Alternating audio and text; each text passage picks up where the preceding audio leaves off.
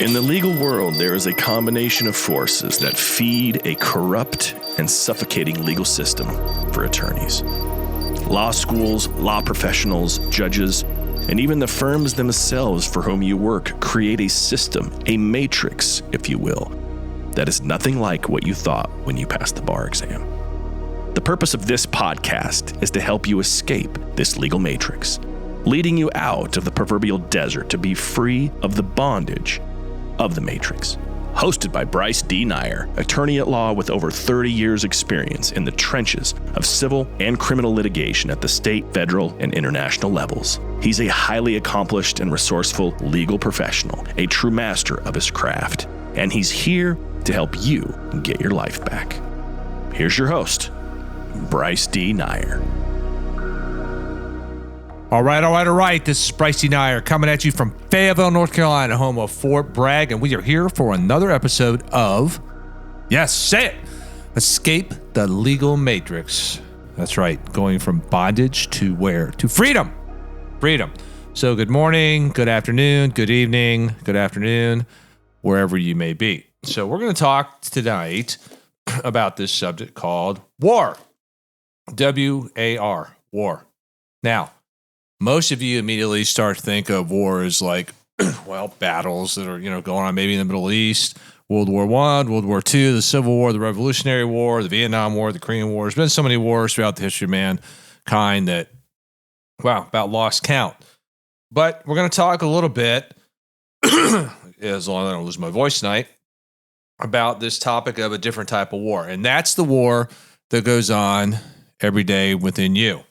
And it goes on within you because that's the way, well, God kind of created man.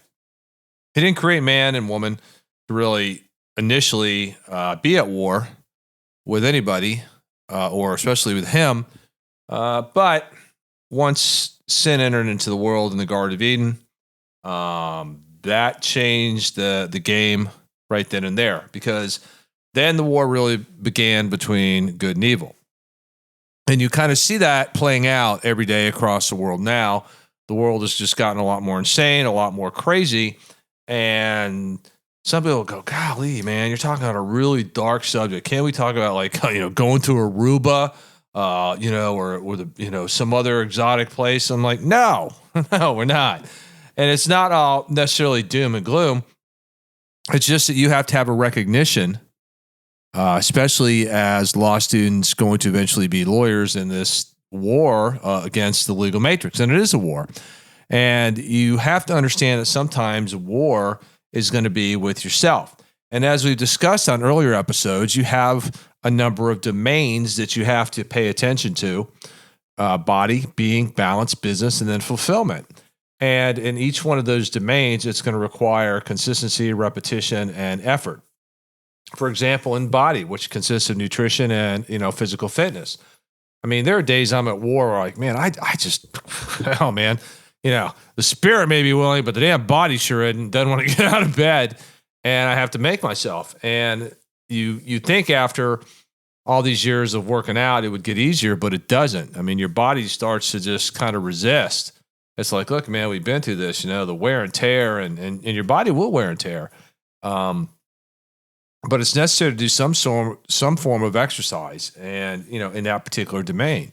So you're going to be in wars all of the time, and if you're not in wars, that means you become subjugated to something that may not be in your best interest. It may not be really good for you.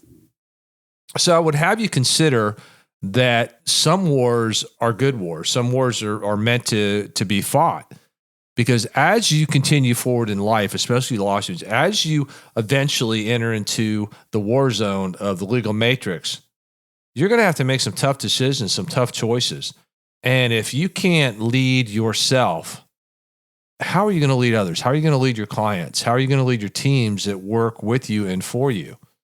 Because people are going to expect you in this war of life that we're all in, for you to rise up and to lead and to be a leader.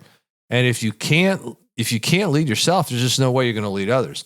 And I remember this especially, when I was a young, brand new second lieutenant in the Army. when I came to my first unit, and they were looking at me like, well, sir, you're the platoon leader. It's up to you. You're in command of the platoon. And people were looking for me to lead. And there was a war that was within me because, I had to be physically fit, set the example. I had to be, of a certain character to set the example. I had to lead. I couldn't be a hypocrite. I couldn't, lead from the rear. I had to be out front of my troops, out in front of those soldiers, the men and women, leading them, because that's what leaders do. And there's my whole life, there have been wars that I've been in, mentally, emotionally, spiritually, physically. And you're going to find, especially in this legal matrix, so we call it the legal profession, but again, it's not. It's a legal matrix. You're going to find yourself constantly at war. Now, you may be at war with the judges. You may be at war with the opposing counsel. You may be at war with your staff. You may be at war with your client. You may be at war with your family members, your loved ones, friends. There's always some sort of collision and war that's going to go on, and you have to face these wars. You have to collide with people. If you're not colliding with others, then you're clearly not colliding with yourself, because collision is not necessarily a bad thing, just like war is not necessarily a bad thing. Because what it shows is that you are active in your mind, in your spirit, in your body. So when you're colliding, it means you're taking some sort of action, or you may be reacting to somebody else's action. But the point is, you're not being stagnant. You're constantly moving, shooting, moving, and communicating. So I would have you consider that the biggest war that you really need to prep for is the war that you're going to have with yourself. And that war, that particular war, is going to be the toughest war that you'll ever fight.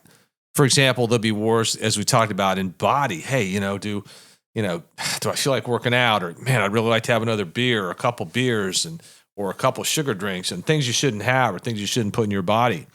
Or there might be in being, like, God says, don't do this, don't do that, but you're fighting yourself like, oh man, I really want her, or I want him, he or she's hot, and you give in to certain temptations, which can get you into deep trouble. Or in balance, balance. You say things, or you get in a war with people and you say things you really shouldn't say or didn't mean to say, but it came out anyway in moments of anger, which can be detrimental to a relationship. Or in business, you make a really foolish decision, in that war of business of, are you in scarcity or are you in abundance? And I can tell you, for me, I've been in wars in all the domains. It's not fun. It's painful. It's a process. And I've always said in these earlier episodes, you've got to embrace the pain to go through these processes in all these domains. It really is a war out there. Excuse me. And so when you hear about this, it's not a lie. It's truth. It's not a conspiracy theory. Every day that you awaken, you're facing a war in these domains. And you may not even know it, but you are. I mean, life is just full of collisions between the seen world and the unseen world. And I do believe there are spiritual wars that go on that we can't see with the naked eye. I mean, think about this. You have a certain emotion and a feeling. Well, you can't see an emotion or a feeling unless it manifests itself in something you verbally say or some action that you take with your body. Then it manifests itself. But if you're just sitting there and people look at you and you could have a certain look on your face, but doesn't necessarily mean the look on your face is the emotion that you have inside, and people can't physically see the emotion, but you can certainly feel it. It's kind of like, that when we talk about the spiritual wars, okay, I can't see the wind, but I can see it fill a sail. I can see it turn a windmill. I can see it, push a tree over, or I can feel the breeze on my face. So you can see the effects of it, of the unseen world. And so as you travel through this thing called life, I mean, you're just going to have wars, and you have to be equipped to deal with them. And especially, in the legal profession, I mean, from the very day that wherever lawyers came from, whatever the first lawyers were, the first advocates, there was some sort of collision and some sort of war. And if you look through the history of mankind, you will see that nations and cultures and histories and people are just filled with constant war.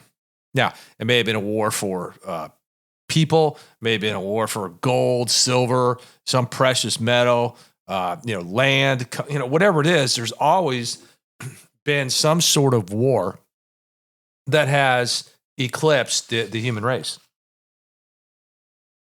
And typically, those wars, those actual type of wars you see on battlefields, started from internal wars that people were going through, whether they were good or they were bad. There was some sort of collision or internal struggle and war. And you as lawyers, you're going to face that. You're going to face these tough decisions. I mean, and you're going to be in a war of what to do and what to say or what not to do and what not to say. So I want you to consider, again, that life is full of conflict, collisions, and wars. And not all of them are bad. There are some just wars.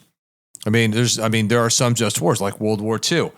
It was just to go in and defeat the Nazis. It was just to go in and defeat the Imperial Japanese Army because they were slaughtering people. They were committing atrocities and war crimes. I mean, that's just a fact. It's not made up. That was actually happening. So, to go in there and to free people, and I'm not saying the United States is perfect by any means, but our cause was noble to go in and free people from tyranny of the Nazis and the Imperial Japanese and to stop the atrocities and the war crimes. So there are some wars that are just, and you can even read in the Bible and Scripture, God, everybody thinks Jesus said, blessed are the peacemakers, but he also said he didn't come to make peace. He came to war. Who did he come to war with? He came to war with evil, with Satan, the unseen powers of kingdoms, of that evil spiritual world. And so some wars are just because in order to combat evil, you have to go to war. So inside yourself, you're going to have, these two people, the one side that competes with the other. And it's true. I mean, the flesh does compete with the spirit. It does. It happens. And so I want you to think about that. Where in your world right now, are you at war?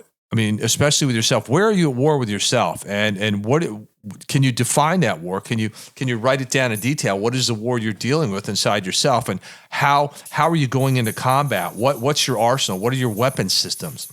Do you have clarity and focus?